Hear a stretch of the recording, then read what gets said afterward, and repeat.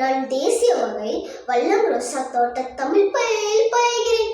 67 ஆண்டுகளாகிவிட்டன சுதந்திரம் கிடைத்து.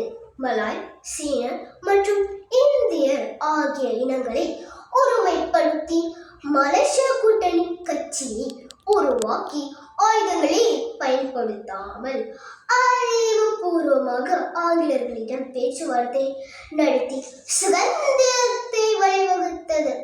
1957 ஆண்டு ஆகஸ்ட் மாதம் 31ஆம் தேதி மலாயா சுதந்திரம் அடைந்தது.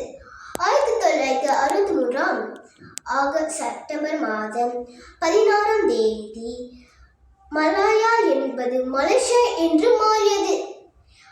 ஈயம் ரப்பர் தென்னை நிலைத்திடும் நாடே, இன்பமாய் வாழ செய்திடும் நாடே, ஆசியாவிலே புகழ் மங்காத நாடு, அறவே மிகும் நம் மலேசியா நாடு, நம் மலேசியா நாடு.